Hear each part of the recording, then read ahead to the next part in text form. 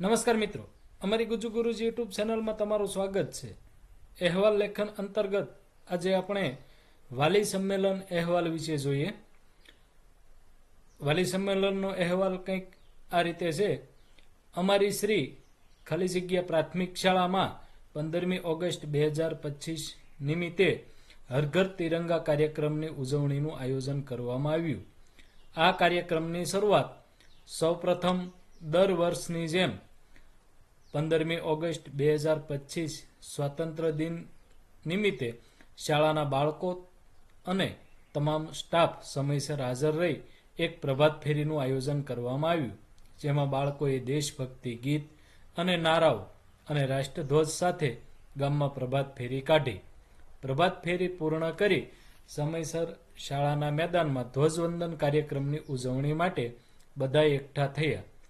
આમંત્રિત મહેમાનો, ગામજનો, બાળકો સાથે રાષ્ટ્રગીતનું ગાન કરી આમંત્રિત મહેમાનોના હાથે ધ્વજ ફરકાવવામાં આવ્યો। ધ્વજવંદન કાર્યક્રમ પછી શાળાના બાળકો દ્વારા પ્રાસંગિક વક્તવ્ય રજૂ કરવામાં આવ્યું। સ્વાતંત્ર્ય દિનના પ્રાસંગિક વક્તવ્ય સાંભળ્યા બાદ શાળાના બાળકો દ્વારા સરસ મજાનો સાંસ્કૃતિક કાર્યક્રમ તૈયાર કરવામાં આવ્યો હતો, જે રજૂ કરવામાં આવ્યો। સાંસ્કૃતિક કાર્યક્રમ પૂર્ણ થતાં ગામના અગ્રણી દ્વારા બાળકોને પ્રોત્સાહન રૂપે ઇનામ આપવામાં આવ્યું।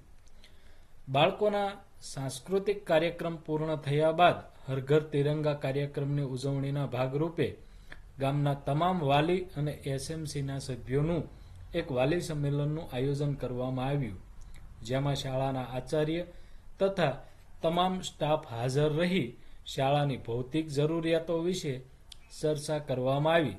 સાથે સાથે વાલીઓને વિનંતી કરવામાં આવી કે બાળકો નિયમિત શાળાએ આવે। વાલીઓ પણ બાળકોના અભ્યાસ વિશે જાગૃત બની થોડો સમય ફાળવે તથા શાળાના સ્ટાફને વાલીઓ દ્વારા પૂરતો સહકાર મળી રહે તેવી વિનંતી કરવામાં આવી તથા વાલીઓ વ્યસનથી મુક્ત રહે તેવી સમજ આપવામાં આવી।